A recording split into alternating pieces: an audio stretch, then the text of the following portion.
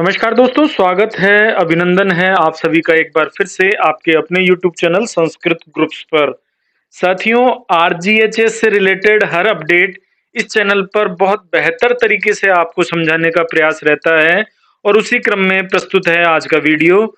जी हाँ, अभी कुछ ही दिन पहले आरजीएचएस का एक नया सर्कुलर जारी हुआ था जिसमें आरजीएचएस कार्ड के दुरुपयोग को रोकने का जो दिशा निर्देश हैं वो दिए गए थे। यानी हमें किसी भी स्थिति में आरजीएचएस के कार्ड का दुरुपयोग नहीं करना है।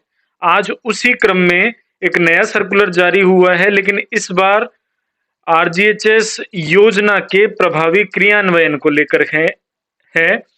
चलिए देखते हैं आरजीएचएस के सर्कुलर को और समझते हैं इसकी बातों को बेहद बारीकी से। इसमें बताया गया है साथियों, आज ये देखिए 6/5/2021 6 मई 2022 का ये आदेश है। इसके अंतर्गत राजस्थान सरकार की स्वास्थ्य योजना जो है आरजीएचएस, इसके अंतर्गत समस्त राजकीय और अनुमोदित निजी चिकित्सालयों के माध्यम से नगद विहीन यानी कैशलेस चिकित्सा सुविधा प्रदान की जा रही है। इस क्रम में उपचार और परामर्श हेतु निम्नानुसार व्यवस्था निर्धारित की जाती है।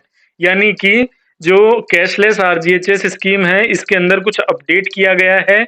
क्या अपडेट है, चलिए बढ़ते हैं आगे और समझते हैं इसमें पॉइंट वाइज सारी बातों को। सबसे पहला जो पॉइंट इसमें दिया गया है वो है कि आरजीएचएस में जो पेंशनर पंजीकृत हैं या पारिवारिक पेंशनर हैं जो कि क्रोनिक डिजीज से पीड़ित हैं, उन्हें निरंतर दवाइयों की आवश्यकता होती है। क्रोनिक डिजीज से यानी जिनको लंबा इलाज आवश्यक है या लंबा ट्रीटमेंट आवश्यक है, तो उसी के अंतर्गत बताया गया है कि उन पेंशनर के लिए या उन पारिवारिक पेंशनर के लिए चिकित्सक द्वारा आवश्यक समझे जाने तक दवाइयां परामर्श की जा सकेगी। यानी डॉक्टर के रेफरेंस के आधार पर ही उनको दवाई बताई जा सकेगी, परामर्श लिखी जा सकेगी। लेकिन होता क्या है, सहकारी दवा भंडार या अनुमोदित निजी मेडिकल स्टोर अब यह सुनिश्चित करेंगे कि एक बार में 30 दिवस से ज्यादा की दवाई नहीं दी जाए। यानी डॉक्टर के द्वारा दवाई लिख दी जाती है 2 महीने की, 3 महीने की, 4 महीने की, तो वो अब नहीं हो सकेगा, क्योंकि जो फार्मा स्टोर है वो फार्मा स्टोर वाले या सहकारी दवा भंडार वाले एक बार में 30 दिन से ज्यादा की दवाई नहीं देंगे। ये इन सहकारी दवा भंडार वालों को या अनुमोदित जो निजी मेडिकल स्टोर्स हैं, इनको सुनिश्चित करना है, इनको ध्यान देना है। ठीक है। इसके अलावा शेष जो सामान्य बीमारियां हैं, उन बीमारियों से पीड़ित किसी भी लाभार्थी को एक बार में अधिकतम 15 दिवस की दवाई दी जा सकेगी। यानी कि जिनमें लंबा ट्रीटमेंट चल रहा है, उदाहरण के लिए जो बीपी शुगर के पेशेंट हैं, उनको अधिकतम 30 दिवस की दवाई दी जाएगी और जो सामान्य बीमारी से पीड़ित हैं उनको 15 दिन की दवाई दी जा सकेगी। ठीक है, आगे बढ़िए। इसमें दूसरा पॉइंट है साथियों कि यह देखने में आया है कि चिकित्सकों के द्वारा अनावश्यक रूप से जांचें लिख दी जाती है और दवाइयां लिख दी जाती है। ठीक है, तो अब जितने भी चिकित्सक हैं उनको इस योजना में बाउंड किया गया है। क्या कि वो पहले यह सुनिश्चित करेंगे कि जो भी दवाई या जो भी जांच है वो आवश्यक होने पर ही परामर्श की जावे। यह अनावश्यक रूप से कोई भी जांच या दवाई नहीं लिखी जाए। कई बार होता है डॉक्टर तो नहीं लिख रहे हैं, लेकिन लाभार्थी के द्वारा कहा जाता है, जिसके बाद डॉक्टर उस जांच को लिख देते हैं, दवाई को लिख देते हैं। इसलिए लाभार्थी के कहने अथवा आवश्यक नहीं होने पर भी जांच परामर्श नहीं की जावे। यानी डॉक्टर से इस पॉइंट नंबर 2 के अंतर्गत यह सुनिश्चित करने के लिए कहा है कि अनावश्यक जांच और अनावश्यक दवाइयां न लिखें। यदि भविष्य में लाभार्थी, कोई भी आरजीएचएस का जो लाभार्थी है, उसकी मेडिकल हिस्ट्री के अंदर बेवजह की जांच या दवाई परामर्श की जाना इंगित होता है, तो इसकी समस्त जिम्मेदारी संबंधित चिकित्सक या चिकित्सालय की होगी। इस संबंध में कार्रवाई हेतु सक्षम स्तर पर सूचना भी प्रेषित कर दी जाएगी और अनावश्यक करवाई गई जांचों के लिए कोई भुगतान देय नहीं होगा। ये इसके अंतर्गत स्पष्ट किया गया है। यानी कि डॉक्टर के द्वारा अनावश्यक दवाई नहीं लिखी जाए, अनावश्यक जांच नहीं लिखी जाए। और डॉक्टर तो यदि नहीं लिख रहे हैं, लेकिन यदि लाभार्थी कह रहा है और फिर वो जांच या दवाई लिखी जा रही है, तो वो अब डॉक्टर को सुनिश्चित करना होगा कि ऐसा नहीं हो। क्योंकि यदि लाभार्थी की मेडिकल हिस्ट्री में बेवजह की जांच और दवाइयां परामर्श किया जाना इंगित होता है, तो इसकी जो जिम्मेदारी है वो चिकित्सक के ऊपर या जो आरजीएचएस में रजिस्टर्ड हॉस्पिटल है उसकी जिम्मेदारी तय की जाएगी। ठीक है, इसके बाद बढ़ते हैं आगे बिंदु संख्या 3 पर कि सीजीएचएस के अनुरूप जो केंद्रीय कर्मचारियों के लिए जो हेल्थ स्कीम है उसी के अनुरूप आरजीएचएस में भी जो ए लाभार्थी हैं उस लाभार्थी सदस्य को प्रतिदिन यानी पर डे एक ओपीडी परामर्श ही अनुमत होगा। यानी कि ये नहीं कि हम आरजीएचएस के अंदर किसी भी हॉस्पिटल में पहले एक में दिखाया है, फिर दूसरे हॉस्पिटल में दिखाया है, फिर तीसरे हॉस्पिटल में, तो ये काम अब नहीं हो पाएगा। आपको पहली बार में ही चिन्हित करना होगा किस हॉस्पिटल में दिखाना है और किस डॉक्टर को दिखाना है, क्योंकि अब प्रतिदिन सामान्यतया यानी पर डे यानी एक दिन में एक ही ओपीडी परामर्श अनुमत होगा।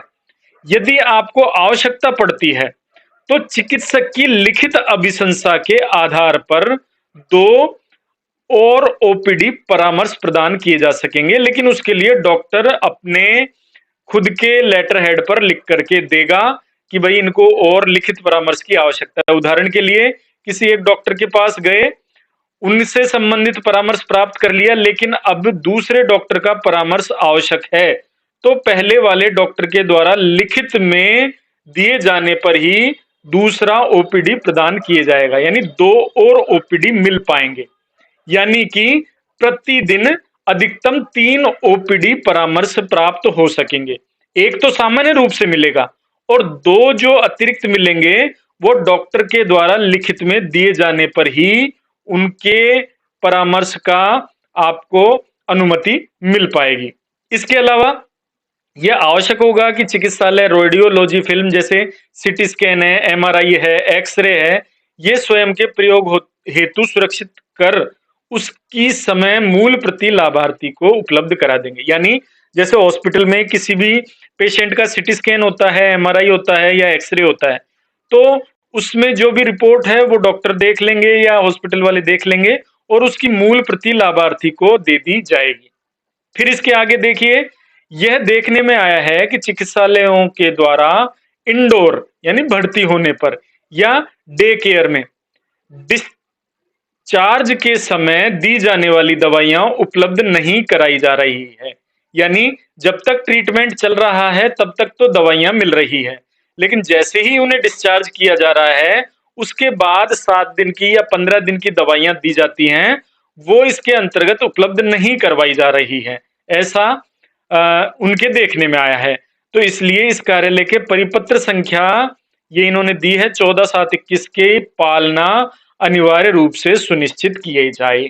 यानी कि इन 5 बिंदुओं में अब की बार हॉस्पिटल या आरजीएचएस लिस्टेड जो डॉक्टर्स हैं उनके ऊपर आरजीएचएस के द्वारा थोड़ा सा सख्ती किया गया है। ये देखिए बिंदु संख्या 6 में भी या तो गवर्नमेंट हॉस्पिटल के जो डॉक्टर हैं वो या अनुमोदित चिकित्सालय के चिकित्सक इनके द्वारा स्वयं के घर पर यदि आरजीएचएस लाभार्थी को देखा जाता है तो उनकी जो परामर्श पर्ची है, जो उनकी ओपीडी की जो पर्ची है उस पर ओपीडी नंबर अनिवार्य रूप से लिखा जाएगा।